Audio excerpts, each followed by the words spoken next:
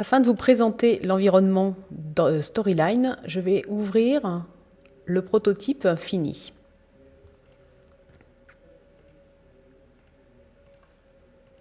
Dans ce prototype, vous voyez qu'il y a donc plusieurs écrans de contenu, puisque notre prototype est complet. Ceci me permet de vous introduire la notion de scène. Vous voyez qu'en fait, les écrans que l'on retrouve ici sont répartis dans des scènes.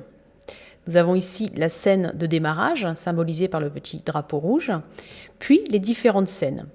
Vous pouvez organiser votre projet comme bon vous semble, de façon à vous y retrouver, tout simplement. Donc, moi, j'ai décidé pour ce prototype, de façon assez classique, de faire une scène d'introduction, une scène qui contiendrait le contenu.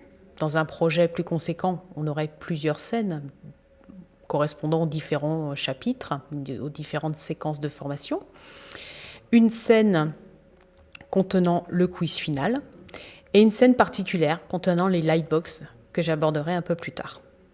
Vous voyez donc que dans notre menu accueil, nous avons la possibilité de créer une nouvelle scène, comme je viens de le faire ici. Nous avons la possibilité de définir comme scène de démarrage la scène active. Ça veut dire qu'ici, si je publie mon module, je démarrerai par cette scène-là, en l'occurrence par un écran blanc, ce qui n'a pas beaucoup de sens. Donc je vais remettre ma scène 1 comme scène de démarrage. Nous avons la possibilité de définir des banques de questions, nous l'aborderons très rapidement, etc. Au niveau de l'insertion, quand nous sommes dans cette vue qu'on appelle la Story View, nous n'avons pas accès aux outils d'insertion, d'images, de formes, de vidéos, de zones de texte, etc.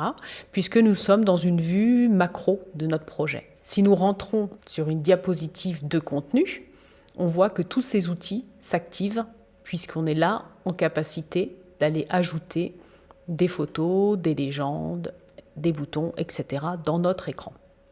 Les menus sont donc différents en fonction du fait que l'on soit en Story View ou dans une vue d'édition de diapositives. Vous voyez que dans ces cas-là, on a également ici accès au contenu de la scène et qu'on peut changer également de scène pour accéder aux différentes slides en édition. Nous découvrirons les différents menus au fur et à mesure de la formation.